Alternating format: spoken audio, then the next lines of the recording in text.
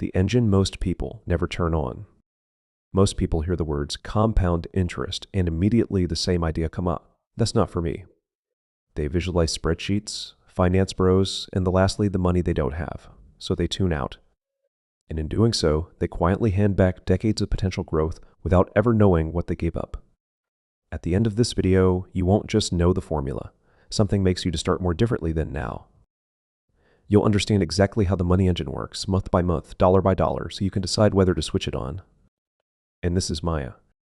Maya works the morning shift at a dental clinic, scheduling appointments, answering phones, handling the front desk chaos. She takes home about $2,600 a month after tax. She's 26 years old and, by her own admission, has basically nothing saved.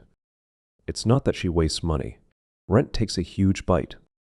Groceries, her phone bill, student loan minimums, the occasional birthday dinner she can't say no to. By the 28th of every month, her checking account is running on fumes. She'd heard that investing even a small amount could change your life over time, but it always sounded like advice designed for people who already had money. Then one Tuesday morning, her colleague mentioned she'd just hit $40,000 in her investment account. She was 31. Maya knew this woman didn't make much more than her. Then suddenly, she asked, "How did you do that?" The answer was really boring. "I started putting in $80 a month when I was 23. I never stopped." That sentence stuck with Maya like a splinter. 8 years, $80 a month, $40,000. She did the rough math in her head, and it didn't add up. 8 years of $80 a month is only about $7,700 in actual contributions. So where did the other $32,000 come from? That night, she sat down, checked all information and details to figure it out. She started with the most basic version of the idea. She tried to understand what is the difference between simple interest and compound interest. Simple interest is when growth only happens on your original amount. You put $1,000 in an account paying 6% simple interest. Every single year, you earn $60. Year 1, $60. Year 10, still $60. The number never changes because the base never changes. But compound interest is different. Here, the interest you earn gets added to your balance, and then next time, you earn interest on the bigger number. Same $1,000. Same 6% rate, but this time it compounds. Year 1, $60. Now your balance is $1,060. Year 2, you earn 6% on $1,060, not $1,000. That's $63.60. A small difference come up. But watch what happens when you zoom out. After 10 years of simple interest, $1,600. After 10 years of compound interest, about $1,790. After 30 years of compound interest, nearly $5,750. Same starting amount, same rate. The only variable that changed was time. Maya wrote one sentence in her notes. With the compound interest is interest earning interest, earning interest.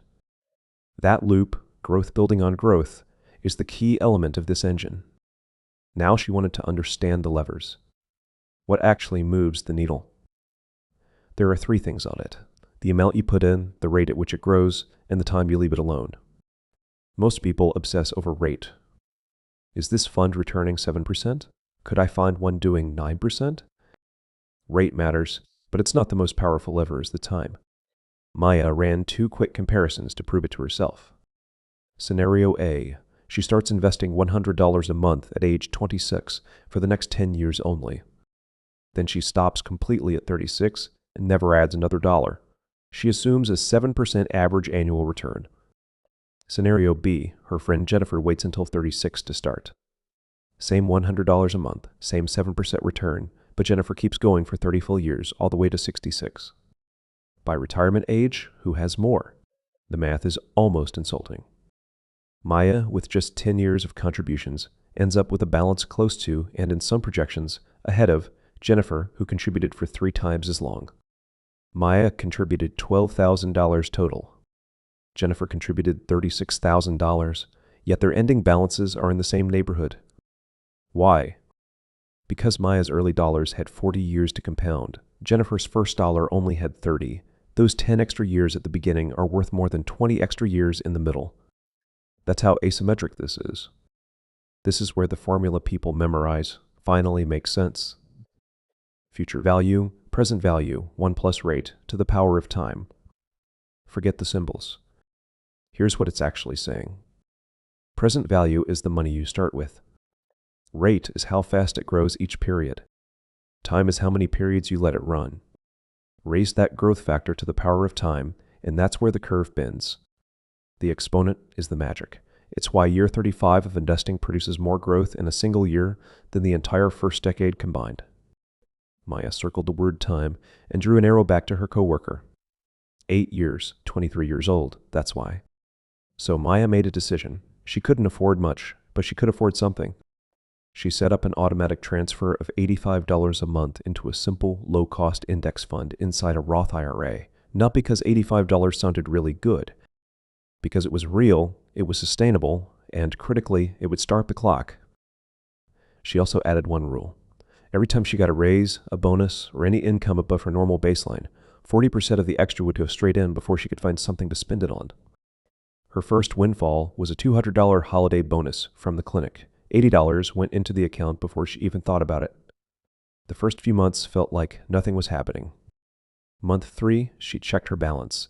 She put in $255. The account showed $263, $8 of growth. She laughed for $8. That's not a latte. She could buy a bus pass with that. But she'd read something that stuck with her, that compound growth looks like almost nothing for a long time, and then suddenly looks like everything. Like how a bamboo plant spends its first few years building a root system underground before shooting up 6 feet in a single week. You don't see the work, but it's happening. She gave herself a rule. Don't evaluate results for at least 12 months. 1 deposit per month, 1 balance check per month. No daily watching. No panic when the market dipped. By month 12, she'd contributed just over $1,000. Her balance sat at about $1,090. $90 of growth, unremarkable on its own, but the root system was forming. Here's the other side of the same coin, the one most people prefer to ignore. Compound interest doesn't only work for you. It works against you just as relentlessly when you're in debt. Maya had $3,400 on a credit card charging 22% annual interest. The minimum payment barely touched the principal. The interest was being charged on a balance that barely shrank, which meant next month she paid interest on almost the same amount, and the month after that. That's compound interest in reverse. The balance doesn't grow as dramatically as an investment, but the same loop is running, interest on interest, month after month. Maya used a stark mental image to separate the two, cold water versus fire. The investment account is cold water. Add to it slowly and steadily. Let it sit, don't disturb it. The credit card debt is fire. Put it out fast with urgency, because every day you wait, it spreads. She split her extra income 70-30 for 6 months, 70% attacking the card, 30% still flowing into the investment account. She didn't give a break for investment. She just shifted the intensity until the fire was out. So how do you actually start? 3 moves. That's it. 1. Pick an amount so small it almost feels silly. Maybe it's $50. Maybe it's $75. It doesn't matter what the number is.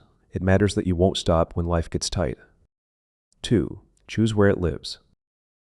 For long-term wealth building, a low-cost index fund inside a tax-advantaged account like a Roth IRA or a workplace retirement plan is where most people should start. You want your money riding the long-term growth of thousands of companies, not sitting in a savings account earning 0.5%. 3. Give the experiment a real deadline. Not only 1 or 3 months. Commit to 12 full months before you evaluate anything. Set the transfer. Write down each deposit. Check the balance once a month, not once a day. The goal of year 1 is not to get rich. The goal of year 1 is to prove to yourself that you can keep feeding the machine. Maya is now 2.5 years in. Her total contributions are just under $2,800. Her balance recently crossed $3,200. $400 of pure growth, which, compared to the bigger numbers she sees on finance channels, still feels modest. But something shifted in the way she thinks about money. She no longer sees her paycheck as a number that slowly drains to 0 each month. She sees most of it as fuel that disappears into living, and a small, non-negotiable slice as workers she's hired. Workers who don't take days off. Workers who earn interest on their earnings. Every month she puts more money. Every month the existing ones grow slightly more powerful. You don't need to be a math person to use compound interest. You don't need a high salary, a finance degree, or perfect market timing. You need three things: an amount you can sustain, an investment that gives the money a decent rate to grow, and enough time to let the math do what the math does. The only thing you can prefer is time you've already spent waiting. Start before it feels significant. That's the whole secret. If this breakdown helped you, hit like, subscribe to my channel, and drop a comment to us. The community here builds together, and your comment might be exactly the nudge someone else needs to begin.